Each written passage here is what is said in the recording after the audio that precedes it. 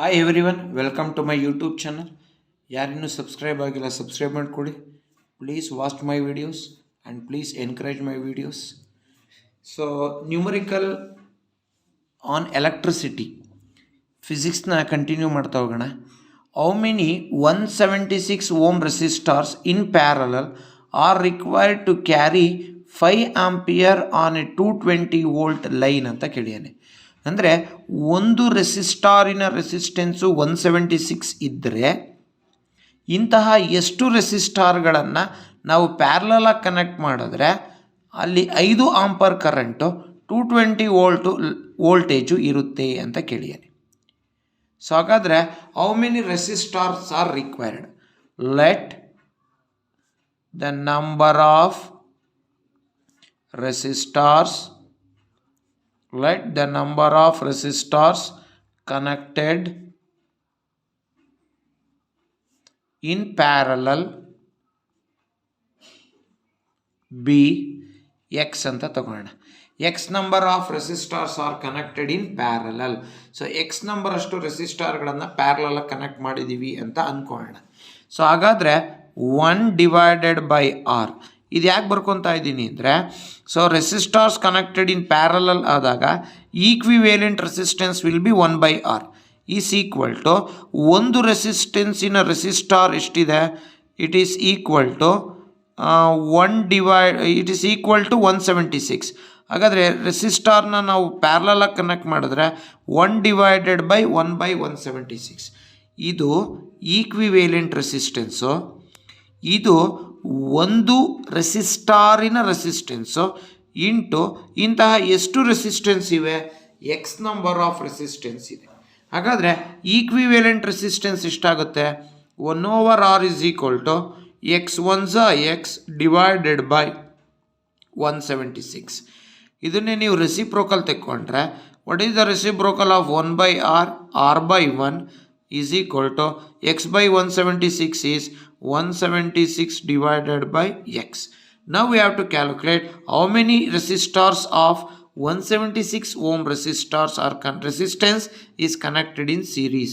ಹಾಗಾದರೆ ನಾವು ಇಲ್ಲಿ ಲಿಸ್ಟ್ ಮಾಡ್ಕೊಳ್ಳೋಣ.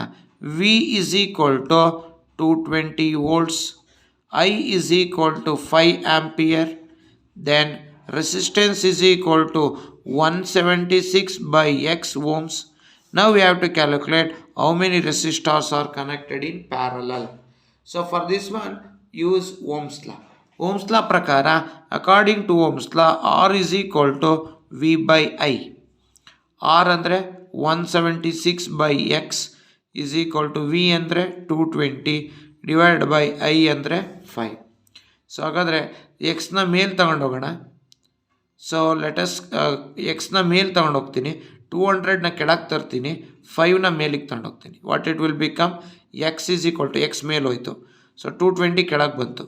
176 by 220 ಇಂಟು ಈ 5ನ ನ್ಯೂಮರೇಟರ್ಗೆ ಮಲ್ಟಿಪ್ಲೈ ಮಾಡಿ. ಸೊ ಡಿವೈಡ್ ಮಾಡಿ. 5 1s 5 4s 5 4s 44 1s 44 4s. ಹಾಗಾದರೆ how many resistors are required to connect in parallel? So we have connected 4 resistors in parallel. ಇದೇ ಥರ ಸಿಮಿಲರ್ ಆಗಿರುವಂಥ ಇನ್ನೂ 2 ಪ್ರಾಬ್ಲಮ್ನ ನಾನು ಸಾಲ್ವ್ ಮಾಡ್ತೀನಿ. ಸೊ ಇದನ್ನು ನೀವು ಅಬ್ಸರ್ವ್ ಮಾಡ್ತಾ ಹೋಗಿ. ಸೊ ಎರಡನೇ ಕ್ವಶನ್ ಸೇಮ್ ಅದೇ ಥರ ಇದೆ, ಒಂದು ಮಾತ್ರ ಚೇಂಜ್ ಆಗಿದೆ. Instead of 176 I have taken 132 ohm. ಇಷ್ಟೇ. ಇನ್ನು ಮಿಕ್ಕಿದ್ದು ಕರೆಂಟು ಅಷ್ಟೇ ಇದೆ, ವೋಲ್ಟೇಜು ಅಷ್ಟೇ ಇದೆ. ಈಗ ಸಾಲ್ವ್ ಮಾಡೋಣ. First sentence, let the number of resistors of 132 ohm connected in parallel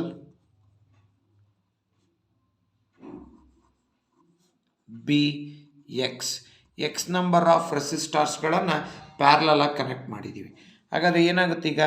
so equivalent resistance is 1/r is equal to ಎಷ್ಟು ಓಮ್ ಇರೋ ರೆಸಿಸ್ಟರ್ನ ಕನೆಕ್ಟ್ ಮಾಡ್ತಾ ಇದ್ದೀವಿ? 132. ಹಾಗಾದರೆ when it is connected in parallel 1/132 into 132 ohm resistance ಇರುವ ಎಷ್ಟು ರೆಸಿಸ್ಟರ್ನ connect ಮಾಡಿದ್ದೀವಿ, ಎಕ್ಸ್ ಅಷ್ಟು ಕನೆಕ್ಟ್ ಮಾಡಿದ್ದೀವಿ. ಸೊ ಹಾಗಾದರೆ which implies 1/r is equal to x ones are x divided by 132. Reciprocal ತಗೊಳ್ಳಿ, r ಆಯಿತು. ರೆಸಿಪ್ರೋಕಲ್ ತಗೊಳ್ಳಿ, 132/x ಆಯಿತು. r ಅಂದರೆ 132/x, v ಅಂದರೆ 220 ವೋಲ್ಟ್ಸು, i ಅಂದರೆ 5 ಆಂಪಿಯರ್. ಸೊ i ಅಂದರೆ 5 ಆಂಪಿಯರ್. ಸೊ ಇದನ್ನು ನಾವೀಗ ಸಾಲ್ವ್ ಮಾಡ್ತಾ ಹೋಗೋಣ. ಸೊ ಇದನ್ನು ಸಾಲ್ವ್ ಮಾಡೋದಾದರೆ, so I can solve like this. That is r is equal to already you have written. So x is equal to question mark. So x is equal to question mark.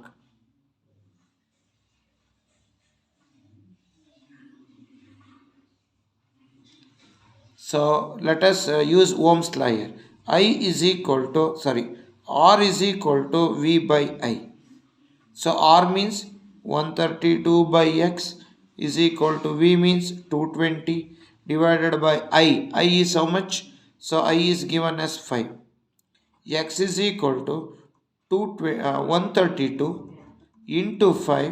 132 into 5 divided by 220. 5 ones are 5 fours are 5 fours are. Then 44 ones are 44 threes are. So x is equal to 3. Therefore, a resistor having 132 ohm resistance is connected. How many resistors are connected?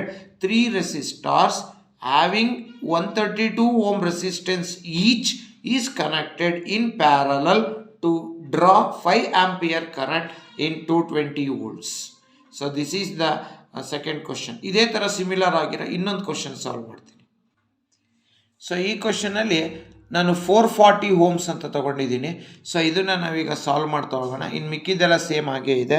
So ಸೊಲ್ಯೂಷನ್ನ ನಾವು find out ಮಾಡಬೇಕಂದ್ರೆ, let the number of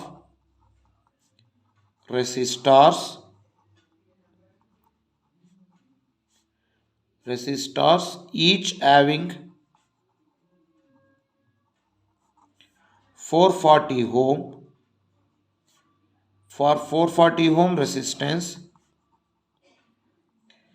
connected in parallel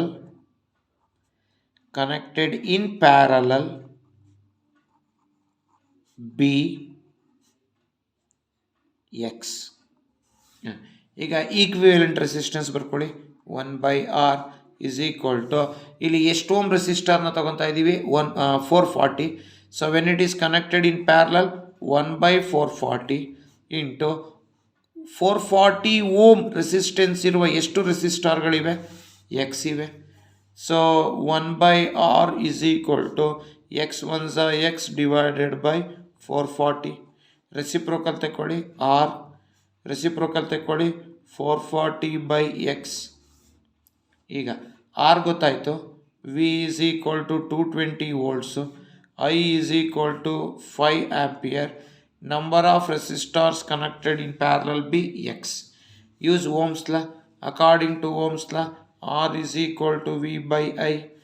R andre 440 divided by x is equal to V andre 220 divided by I andre 5. So x is equal to 440 into 5 divided by, it is 220. 221s are 222s. So x is equal to 2 5s are 10. Therefore, how many resistors are connected in parallel? So 10 resistors, each resistor having 440 ohms are connected in parallel. So 10 ರೆಸಿಸ್ಟಾರ್ಗಳನ್ನು, ಪ್ರತಿಯೊಂದು ರೆಸಿಸ್ಟಾರಿನ resistance 440 ohm ಇರುವಂತಹ 10 ರೆಸಿಸ್ಟಾರ್ಗಳನ್ನು parallel ಆಗಿ connect ಮಾಡಿದ್ರೆ it draws 5 ampere of current. So ಇದನ್ನು ನೀವು ಇಲ್ಲಿ ಜ್ಞಾಪಕ ಇಟ್ಕೋಬೇಕು. ಇಲ್ಲಿ ನಿಮಗೆ ರೆಸಿಸ್ಟಾರಿನ ರೆಸಿಸ್ಟೆನ್ಸು ಇನ್ಕ್ರೀಸ್ ಆದಂಗೆ ನಂಬರ್ ಆಫ್ ರೆಸಿಸ್ಟಾರ್ಸು ಹೆಚ್ಚಾಗ್ತಾ ಹೋಗುತ್ತೆ. ರೆಸಿಸ್ಟಾರ್ಸ್ ನೋಡಿ, ಇಲ್ಲಿ 440 ಅಂತ ಕೊಟ್ಟಿದ್ದಾನೆ ಅಂದರೆ, ಸೊ ರೆಸಿಸ್ಟೆನ್ಸು ಇನ್ಕ್ರೀಸ್ ಆದಂಗೆ number of resistors connecting in parallel also increases. So like this we have to solve this question. Now let us move one more type of question.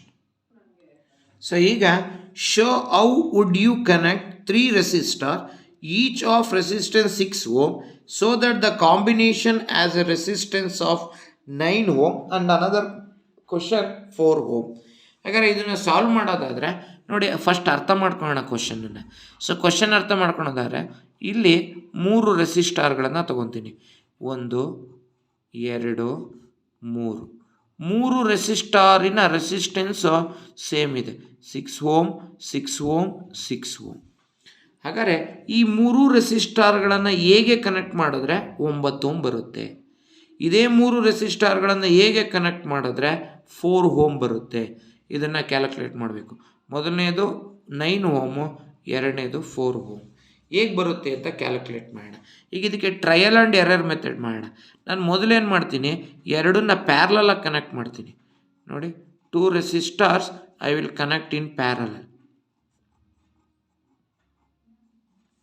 ನೋಡಿ, 2 ರೆಸಿಸ್ಟಾರ್ಗಳನ್ನು ಪ್ಯಾರಲಲಾಗಿ ಕನೆಕ್ಟ್ ಮಾಡಿದೆ. ಇದು 6 ohm, R1, R2 is also 6 ohm. ಇನ್ನೊಂದನ್ನ ಸೀರೀಸಾಗಿ connect ಮಾಡ್ತೀನಿ. ಇದು R3 which is equal to 6 ohm. ಹಾಗಾದರೆ 2 ರೆಸಿಸ್ಟಾರ್ಗಳನ್ನು ಪ್ಯಾರಲಲಾಗಿ ಕನೆಕ್ಟ್ ಮಾಡಿದೆ. ಇವೆರಡಕ್ಕೂ ಇದು ಸೀರೀಸ್ ಆಗಿದೆ. 2 resistors are in parallel with 1 resistor in series. ಹಾಗಾದರೆ ಫಸ್ಟು ಪ್ಯಾರಲಲ್ ಆಗಿರೋದನ್ನ ಕ್ಯಾಲ್ಕುಲೇಟ್ ಮಾಡ್ಕೊಳ್ಳೋಣ. 1/RP is equal to 1/R1 plus 1/R2. 1/RP is equal to 1/R1. R1 ಅಂದರೆ 6 ಪ್ಲಸ್ 1/R2 ಅಂದರೆ 6. So it will be equal to, both the denominators are same, add the numerator. So 1 plus 1 become 2. So 1/RP is equal to 2 1s 2 3s. 1/RP is equal to 1/3. Take the reciprocal RP. So take the reciprocal 3 ohm. So the equivalent resistance is 3 ohm. ಹಾಗಾದರೆ ಇವೆರಡನ್ನು parallel connect ಮಾಡಿದ್ರೆ ಈಕ್ವಿವೇಲೆಂಟ್ resistance 3 ohm ಬರುತ್ತೆ. ಹಾಗಾದ್ರೆ ಈ 3 ಓಮು 6 ಓಮ್ಗೆ ಏನಾಗಿದೆ, series ಆಗಿದೆ. ಹಾಗಾದ್ರೆ ಈಗ ನಾವು ಟೋಟಲ್ ರೆಸಿಸ್ಟೆನ್ಸ್ ಫೈಂಡ್ ಔಟ್ ಮಾಡೋಣ. Total resistance is equal to, that is total resistance is equal to RP plus R3. So total resistance is equal to RP ಅಂದರೆ 3, RP ಅಂದರೆ 3 ಓಮು, R3 ಅಂದರೆ 6 ohm. So total resistance is equal to 3 plus 6 which is equal to 9 ohm. So ಈ ರೀತಿ ನಾವು first ಒನ್ನ calculate ಮಾಡಿದ್ವು. 9 ohm ಬರಬೇಕು ಅಂದರೆ 2 resistors are connected in parallel with 1 resistor in series. ಈಗ ನೆಕ್ಸ್ಟ್ ಎರಡನೇದಕ್ಕೆ ಹೋಗೋಣ. How to get 4 ohm resistance. So ಈಗ ನನಗೆ 4 ಓಮ್ ರೆಸಿಸ್ಟೆನ್ಸ್ ಬರಬೇಕಪ್ಪ. ಹಾಗಾದ್ರೆ ಏನು ಮಾಡಬೇಕು, ಮತ್ತೆ ಟ್ರಯಲ್ ಆ್ಯಂಡ್ ಎರರ್ ಮೆಥಡ್. ಈಗ ಅದಕ್ಕೆ ಉಲ್ಟಾ ಮಾಡ್ತೀನಿ. ಇದನ್ನು ನಾನು ಸೀರೀಸಾಗಿ ಕನೆಕ್ಟ್ ಮಾಡ್ತೀನಿ. So 1 2. So 2 ರೆಸಿಸ್ಟಾರ್ಸ್ R1 is equal to 6 ohm and R2 is equal to 6 ohm. ಎರಡನ್ನ ಸೀರೀಸಾಗಿ ಕನೆಕ್ಟ್ ಮಾಡಿದೆ. ಇನ್ನೊಂದನ್ನು ಇದಕ್ಕೆ ಪ್ಯಾರಲಲಾಗಿ ಕನೆಕ್ಟ್ ಮಾಡ್ತೀನಿ. So R3 which is equal to 6 ohm, it is connected in parallel. ನೋಡಿ, R1 R2 in series with R3 in parallel. ಹಾಗಾದರೆ first series ಅಂದರೆ ಇವೆರಡದು equivalent resistance find out ಮಾಡಿ. So RS is equal to, so ಈಗ 2 ರೆಸಿಸ್ಟಾರ್ಗಳನ್ನು ನಾನು ಸೀರೀಸಾಗಿ connect ಮಾಡಿದ್ದೀನಿ ಅಂದರೆ RS is equal to R1 plus R2. So RS is equal to R1 ಅಂದರೆ 6, R2 ಅಂದರೆ 6. So resistor in series is equal to equivalent resistance is equal to 12 ohm ಬಂತು. ಹಾಗಾದರೆ ಈ 12 ಓಮನ್ನು 6 ಓಮ್ಗೆ ಹೇಗೆ ಕನೆಕ್ಟ್ ಮಾಡಿದ್ದೀವಿ, ಪ್ಯಾರಲಲಾಗಿ ಕನೆಕ್ಟ್ ಮಾಡಿದ್ದೀವಿ. ಈಗ ಇವೆರಡು ಸೀರೀಸಾಗಿ ಕನೆಕ್ಟ್ ಮಾಡಿರೋದ್ರಿಂದ ಈಕ್ವಿವೆಲೆಂಟ್ ರೆಸಿಸ್ಟೆನ್ಸು 12 ಓಮ್ ಬಂತು. ಈ 12 ಓಮು 6 ಓಮ್ಗೆ ಏನಾಗಿದೆ, ಪ್ಯಾರಲಲ್ ಆಗಿದೆ. ಹಾಗಾದ್ರೆ ಈಗ equivalent resistance in parallel find out ಮಾಡೋಣ. ಈಗ ನಮಗೆ 4 ಓಮ್ ಬರಬೇಕು. 1/Rp is equal to 1/Rs plus 1/R3. 1/Rp is equal to 1/Rs is 12 plus 1/R3 is 6. So 1/Rp is equal to 12ಗೆ 6ಗೆ LCM ತೆಗೆದ್ರೆ 12, 12 ones are the 12 ones, 6 ones are the 12 twos. So 1/Rp is equal to 2ಗೆ 1 ಸೇರಿಸಿದ್ರೆ 3 divided by 12. So 3 ones are 3 fours. So 1/Rp is equal to 1/4. Therefore Rp is equal to 1/Rp reciprocal Rp, 1/4ಗೆ reciprocal 4. Therefore the equivalent resistance is equal to 4 ohm. ಹಾಗಾದರೆ 4 ohm resistance ಬರಬೇಕು ಅಂದರೆ 2 ರೆಸಿಸ್ಟಾರ್ಗಳನ್ನು parallel ಸೀರೀಸಾಗಿ connect ಮಾಡಬೇಕು, ಒಂದು ರೆಸಿಸ್ಟಾರ್ನ parallel connect ಮಾಡಬೇಕು. 2 resistors are connected in series with 1 resistor in parallel. So ಈ ರೀತಿ ನಾವು ಕನೆಕ್ಷನನ್ನು ಮಾಡಬೇಕು. ಸೊ ಇದಾದಮೇಲೆ let us move for one more question. So let us go for the next question. An electric iron of resistance 20 ohm takes a current of 5 ampere. Calculate the heat developed in 30 seconds. So heat developed ಅಂದ ತಕ್ಷಣ ನಮ್ಮ ಮೈಂಡಿಗೆ ಬರಬೇಕು, that is Joule's law. ಏನು ಹೇಳುತ್ತೆ? Heat produced in a conductor is proportional to square of current, resistance and time for which the current flows. ಈಗ list ಮಾಡ್ಕೊಳ್ಳೋಣ. Resistance is equal to 20 ohm and a current of 5 ampere. I is equal to 5 ampere. So ಈ time is equal to 30 seconds. Now we have to calculate the heat developed in a conductor. So H is equal to question mark. Heat developed in electric iron. So we have to use Joule's law. According to Joule's law, H is equal to I square RT. H is equal to I square is 5 square into R is 20 into time is 30 seconds. So H is equal to, so 5 square is 25 into 2 3s are 6, then 2 0 600, 20 30s are 600. So H is equal to 0 0 right as it is, 25 6 are 150. So heat developed in an electric iron is equal to 15,000 joules. So what is the heat generated or heat produced or heat developed in an electric iron? So 30 ಸೆಕೆಂಡಿನಲ್ಲಿ 15,000 ಜೌಲ್ಸ್ನಷ್ಟು electric ಐರನ್ನು heat ಆಗುತ್ತೆ. So ಹೀಟನ್ನು produce ಮಾಡುತ್ತೆ. So this is how to solve that is this question. ಈಗ ಇನ್ನೊಂದು ಕ್ವಶನ್ಗೆ ಹೋಗೋಣ. ಅದು ಯಾವುದಪ್ಪ ಅಂದರೆ, compute the heat generated while transferring 96,000 coulomb of charge in 1 hour through a potential difference of 50 volts ಅಂತ ಹೇಳಿಯೇ. ಇಲ್ಲೂ ಕೂಡ ಹೀಟ್ ಜನರೇಟೆಡ್ ಫೈಂಡ್ ಔಟ್ ಮಾಡಬೇಕು.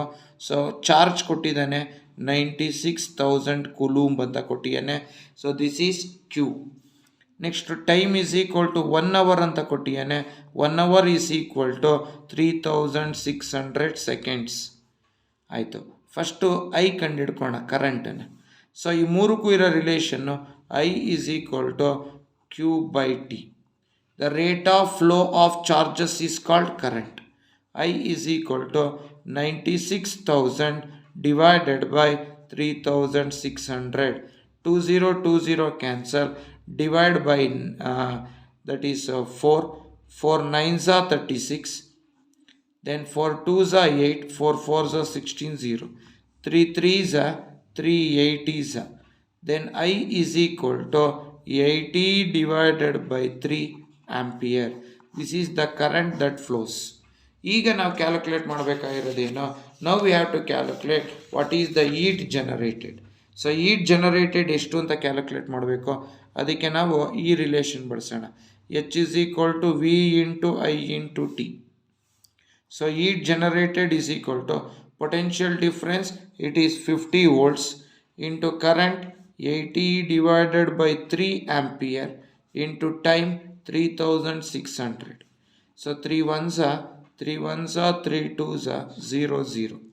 So now H is equal to, here two zeros are there, then two zeros I will write, 5 8s is 40, 4000 into 1200, H is equal to 1 2 3 4 5, 1 2 3 4 5, so 4 12s are 48. So heat generated is equal to 48 into 10 to the power of 5 joules, because 5 zeros are there. ಅಥವಾ ಅದನ್ನು ಹೀಗೂ ಬರೀಬೋದು, ಇಲ್ಲೊಂದು point ಇಟ್ಕೊಳ್ಳೋ ಮೂಲಕ ಒಂದು power raise ಮಾಡ್ಕೊಳ್ಳಿ.